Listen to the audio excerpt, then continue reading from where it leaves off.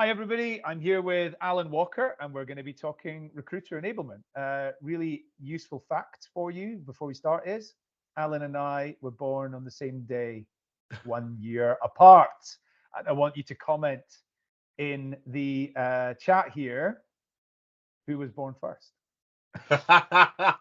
Alan, give us a quick introduction for anybody that doesn't know you. Yeah, sure. I'm Alan Walker. I'm one of the co-founders of Udder, and we are a HR and recruitment technology and digital transformation business. So we help HR and TA leaders to leverage technology in their organizations, get the very best out of it, and supercharge their teams. And a big part of what we do is we provide HR and recruitment operations as a service. Right. Okay. Give us a bit before that as well, because you've got a lot of previous experience, which puts you in a very good vantage point for all of this stuff. What did you do before Udder?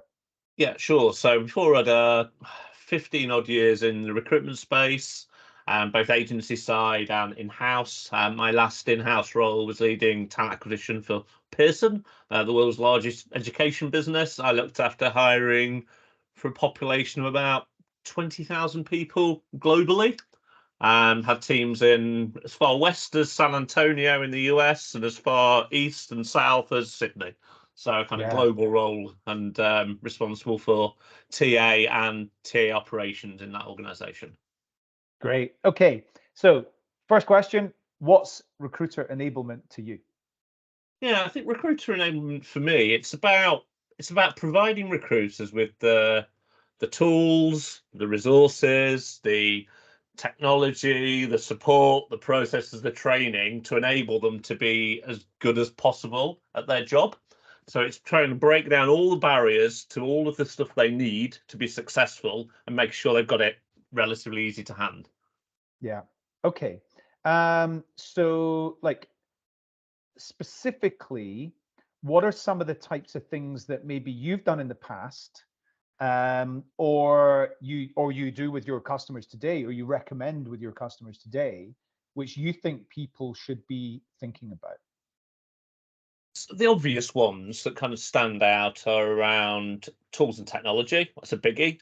So it's making sure that recruiters have got the right tech, and that can be everything from your kind of big systems, your core backbone stuff like applicant tracking systems and CRMs, through to point solutions and stuff that wraps around that, and making sure they've got access to it, they know how to use it, and they're getting the very best out of it. So that's a kind of given.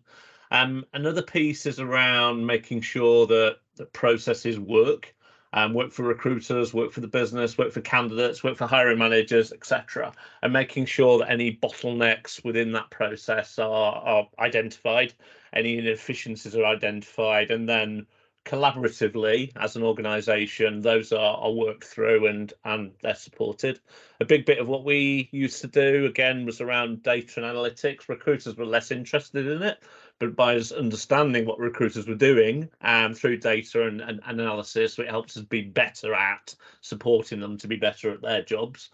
Training and development has also always been a big part of what I see as recruiter enablement. Again, you can give people all the kit in the world, but if they don't know how to use it or don't know how to get the best out of it, then they're potentially not delivering the best possible outcome or meeting their own potential as a recruiter. And then the last bit, I think a really important part, and this is becoming even more prominent now as recruiters are expected to be, to a certain degree, recruiters and marketers, is making sure people got access to content and or know how to create that content. So it's very multifaceted, and what it looks like in every organization might differ, but for me those are the kind of key points. Yeah, I think that's great. You've summarized it very, very well.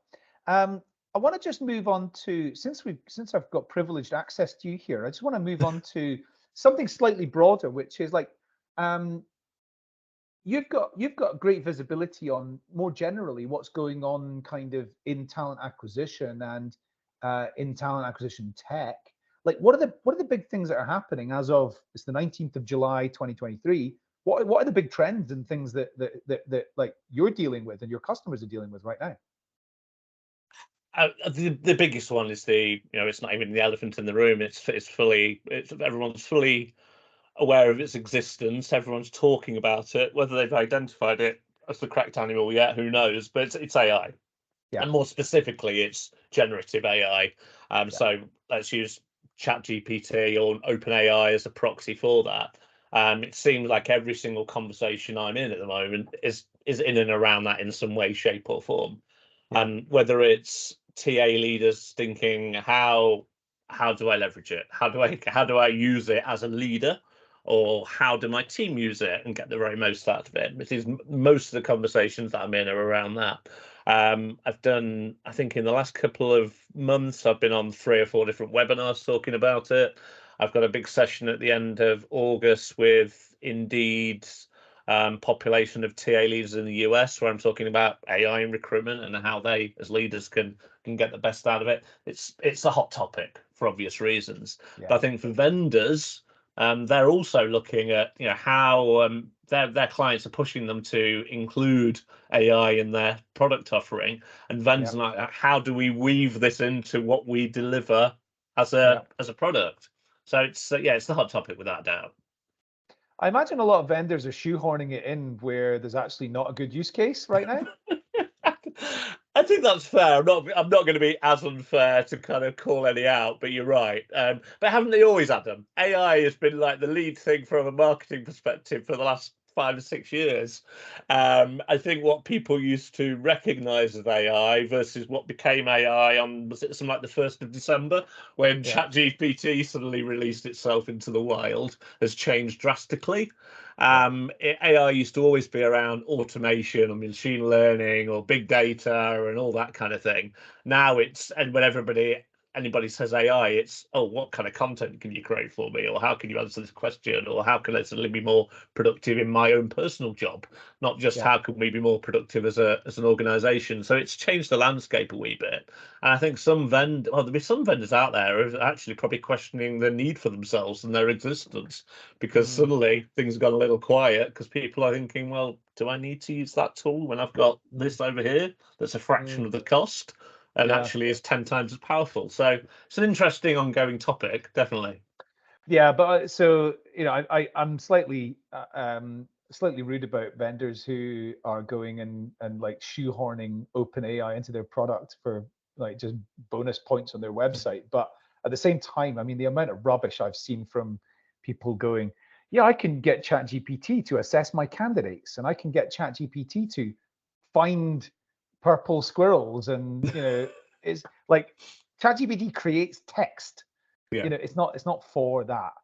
Anyway, Alan, look, you are a fountain of knowledge, and where can people find out about Udder?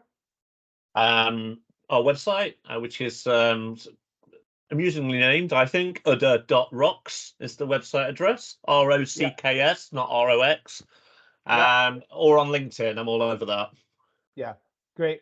Alan, thanks so much for taking the time to join me today. No worries. Take care.